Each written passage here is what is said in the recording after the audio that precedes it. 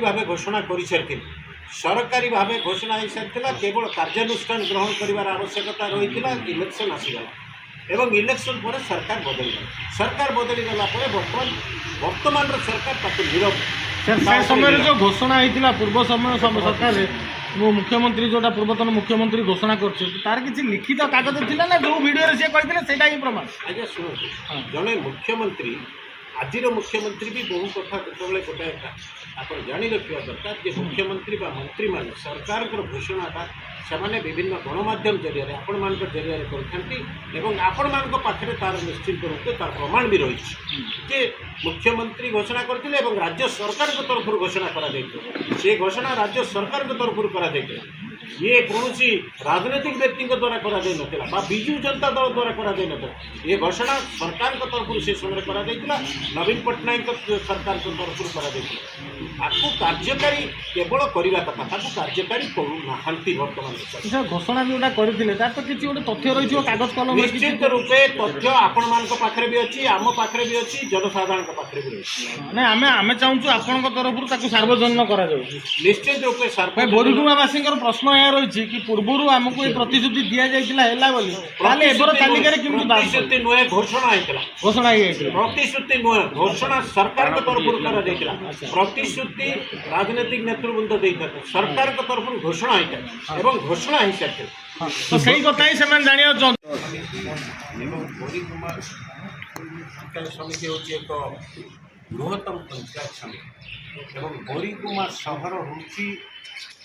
ओडिशार अन्यतम एक junction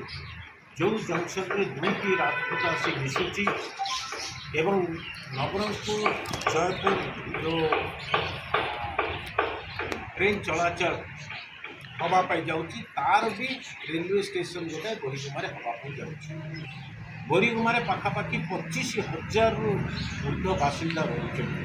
NAC समस्त मान्यता से रही समस्त प्रकार सेंट्रल गवर्नमेंट एवं स्टेट गवर्नमेंट केंद्र सरकार एवं राज्य सरकार बहु ऑफिस से रही बहु वाणिज्य प्रतिष्ठान रही एवं एक इम्पोर्टेंट जंक्शन जगदलपुर रायपुर ठार आरंभ करके हैदराबाद पर्यंत जा रास्तार मुख्य जंक्शन हूँ बोरीगुमा ठीक से भाव में आपंकर उमरकोट ठार आरंभ कर भाईजाग पर्यंत जा रास्तार तार इम्पोर्टेंट जंक्शन हूँ बोरीगुमा भारतमाला भी कार्यक्रम से अंचल बर्तमान आरंभ हो सारी जोटार फल आहरी बहु गमनागमन बढ़ तेणु ये समस्त व्यवस्था जो बोरीगुमा सहर में हम हो सारी एवं सबु प्रकार रिपोर्ट फेवरेबल रिपोर्ट जिला प्रशासन तरफ दिया सरी अति अन्याय भाव में मान्यता दि जाए 10 वर्ष है बोरीगुमावासी लगी गला वर्ष 23 मसीहा शेष आड़क और 24 मसीहा प्रारंभ में तत्कालीन सरकार नवीन पट्टनायक सरकार बोरीगुमा को एलएसी मान्यता देवाई सरकारी भाव घोषणा कर इलेक्शन आसीगला इलेक्शन पर कार्यक्रम होता किंतु दुर्भाग्यर विषय सरकार बदलीगला वर्तमान सरकार ताकू एनएसी मान्यता देवाई पछघुंचा दौरान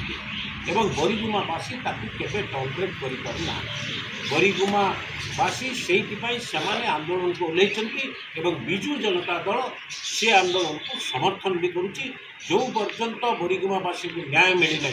जो पर्यंत बोरीगुमा को एनएसी मान्यता संपूर्ण रूपे दि जाए नहीं से पर्यंत बोरीगुमावासी आंदोलन कर चलते विजु जनता दल तार समर्थन दे कारण कौन